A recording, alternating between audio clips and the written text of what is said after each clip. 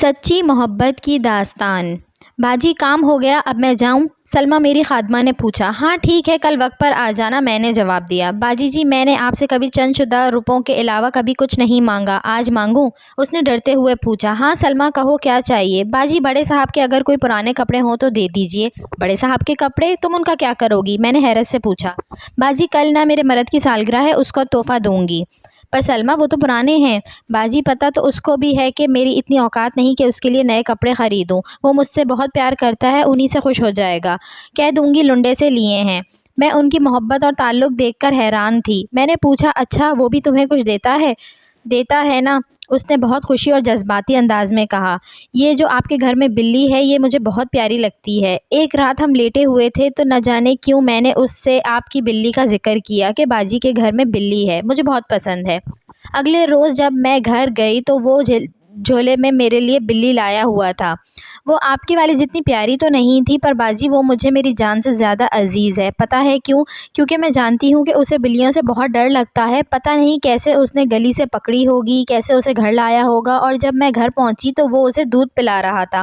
آپ کو پتہ ہے باجی، ہمیں خود دودھ پیے ہوئے مدت بیت گئی، پر وہ اس کے لیے پتہ نہیں کہاں سے لایا، صرف اس لیے کہ مجھے پسند ہے۔ میں نے پوچھا، سلمیٰ بلی کا تو بہت خرچہ ہوتا ہے، تم کیسے پورا کرتے ہو؟ کہنے لگی، باجی وہ غریب گھر کی بلی ہے، اس کو بھی ہماری طرح حالات سے سمجھوتا کرنا آتا ہے۔ وہ صبح نکلتی ہے اور شام کو گھر میں داخل ہوتی ہے۔ بیمار ہو جائے تو خود ہی ٹھیک ہو جاتی ہے، کسی علاج معالجہ کی ضرورت نہیں پڑتی۔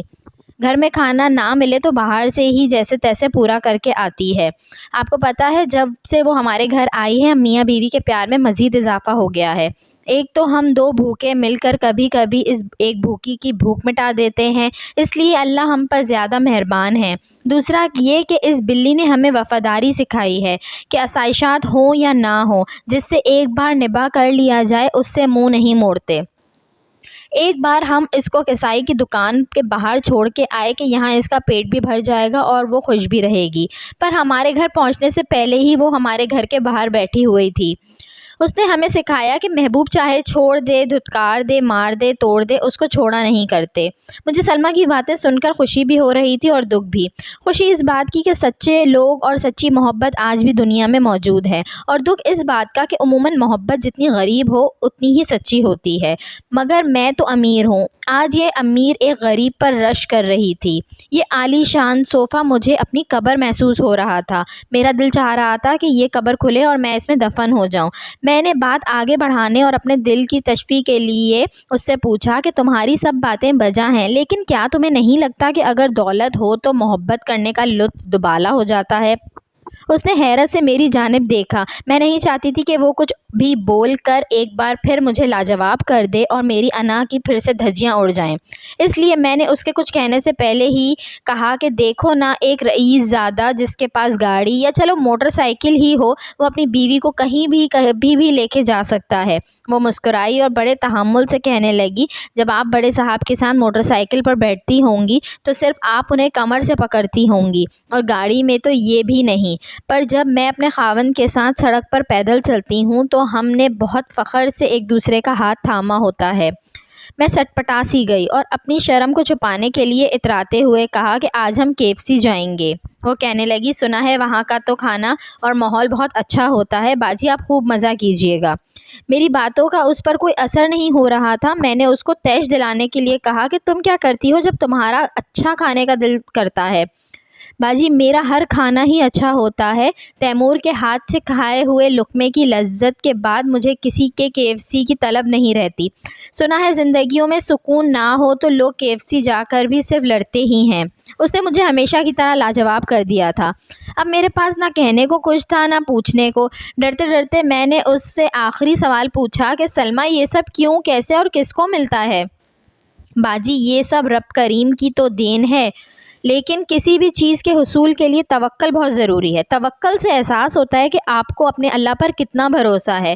توکل امیر یا غریب کی میراث نہیں، اسی طرح خوشیوں کا تعلق بھی کسی امیر غریب کے ساتھ نہیں ہوتا۔ خوش ہر وہ انسان ہوتا ہے جس کو اپنے رب پر بھروسہ ہو اور جس کو تھوڑے میں گزارا کرنا آ جائے۔ آگے بڑھنے کی کوشش بھی ایک صبر طلب کام ہے۔ اگر اس میں صبر نہ ہو تو انسان کی ضروریات اور خواہشات بڑھتی ہی رہتی ہیں، اس لیے کبھی اس کو اپنے آج جینے اور جو آج اس کے پاس ہے اس کا مزہ لینا نصیب نہیں ہوتا۔ پر عموماً یہی دیکھا گیا ہے کہ غریب کی زندگی کتنی ہی بدحال کیوں نہ ہو، محبت آسودہ حال ہی ہوتی ہے۔ اس کی وجہ یہ ہے کہ ہمیں تھوڑے میں گزارا کرنا آتا ہے۔ غریب کا ذہن انہی خیالات کا آشیانہ ہوتا ہے، جبکہ امیر کو کوئی بھی سوچ آتی ہی نہیں، شاید ان کا دماغ ان کے پیٹ میں ہوتا ہے، وہ بس اپنے پیٹ سے ہی سوچتے ہیں، ان کا پیٹ ان کو صبر و تحمل سے کام لینے ہی نہیں دیتا۔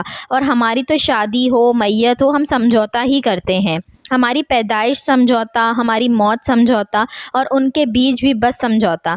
اس لیے ہم خوش رہتے ہیں، ہمیں پھٹی ہوئی چٹائی پر بھی اتنی اچھی نیند آتی ہے جتنی آپ کو اس مہنگے پلنگ پر بھی نہیں آتی ہوگی۔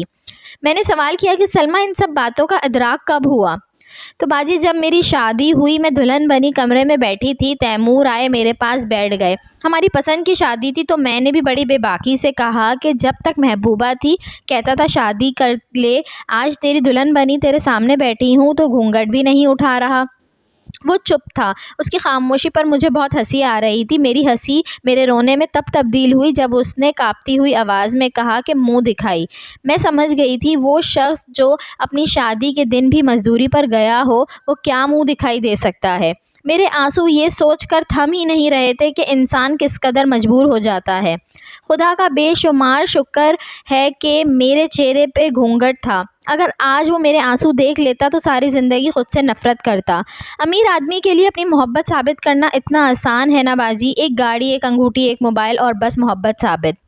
جبکہ غریب آدمی کو اپنی محبت ثابت کرنے کے لیے اپنی جان دینی پڑتی ہے۔ تاریخ اس چیز کی گواہ ہے، پر میں تاریخ بدل دوں گی، میں توڑ دوں گی سب رسمیں، میں بغاوت کروں گی سب رواجوں سے۔ میں بنوں گی وہ عورت جس کی محبت پاک ہوگی، ہر چیز سے پاک، ہوس، مطلب، جھوٹ، دغا اور دولت۔ یہ سوچتے ہی میں نے اپنا ہاتھ گھونگھٹ کے اندر لے جا کر آنسو صاف کیے، اور چھپ کر آنسو صاف کرنے کی مہارت مجھ میں بچپن سے ہی تھی۔ میں نے اپنا گھونگھٹ ہٹایا، اس کو لٹایا اور اس کے سینے پر سر رکھ کر لیٹ گئی۔ اس کی دھڑکن سے لگ رہا تھا جیسے دل پھٹ جائے گا۔ میں نے کہا شکریہ تیمور۔ اس نے دبی آواز اور حیرت بھرے لہجے سے پوچھا کس لیے؟ میں نے کہا اتنی اچھی منہ دکھائی کے لیے، اس لمحے کے لیے میں ایک مدت تڑپی ہوں، اللہ سے ہر سجدے میں تمہیں مانگا ہے۔ آج تم اس قدر قریب ہو کہ میں تمہارے جسم کی خوشبو تک محسوس کر رہی ہوں، اس سے بڑھ کر منہ دکھائی کیا ہو سکتی ہے بھلا؟ وہ خاموش تھا اور اس کی خاموشی مجھے کھا رہی تھی۔ میں نے اس کو سمجھایا مجھے تم چاہیے تھے تیمور، صرف تم، میری اور کوئی خواہش نہیں تھی، اور خواہشات جتنی کم ہوں زندگیاں اتنی ہی آسان اور پرسکون ہوتی ہیں۔ آگے بڑھنے کی طلب سب کو ہے، زندگی کو بہتر ہر انسان بنانا چاہتا ہے، سہولیات زندگی اور ضروریات زندگی ہر انسان کو درکار ہوتی ہیں اور ہونی بھی چاہیے۔ ان کی اہمیت سے میں انکار نہیں کر سکتی، اور ہم ساتھ مل کر اپنی ضروریات پوری کرنے کی کوشش بھی کریں گے، لیکن جب تک ہمارے پاس یہ سب نہیں ہے تب تک صبر و شکر کے ساتھ مسکرائیں گے اور جی بھر کے مسکرائیں گے۔ میں بڑی بڑی کوٹھیوں میں جھاڑو پوچھا کرنے جاتی ہوں، میں نے ان ہوادار محلات میں بھی لوگوں کو دم گھٹتے دیکھا ہے، کیونکہ انسان کی خواہش کی کوئی انتہا نہیں ہوتی۔ یہ کمینہ نفس ہمیشہ بہتر سے بہتر مانگتا ہی رہتا ہے، اس کے پیٹ کی دوزخ کبھی ٹھنڈی نہیں ہوتی۔ اس لیے کم ہو یا زیادہ مجھے پرواہ نہیں، مجھے جو چاہیے تھا اللہ نے مجھے عطا فرما دیا ہے۔ تم تھے میرا مقصد، باقی سب تو ضروریات ہیں۔ میں اپنے مقصد کو اپنی ضروریات کی خاطر چھوڑ نہیں سکتی۔ ضروریات مقصد کو پانے کے لیے ہوتی ہیں، مقصد ضرورت کو پانے کے لیے نہیں۔ میں آج اپنے مقصد کے حصول میں بہت خوش ہوں، اور بہت خوش اور ہمیشہ خوش رہوں گی۔ ویڈیو اچھی لگی ہو تو اس کو لائک کریں، شیئر کریں اور میرے چینل کو سبسکرائب کریں، اور ساتھ ہی بیل آئیکن کو بھی پریس کر دیجئے تاکہ میری نئے آنے والی ویڈیو آپ کو مل سکے۔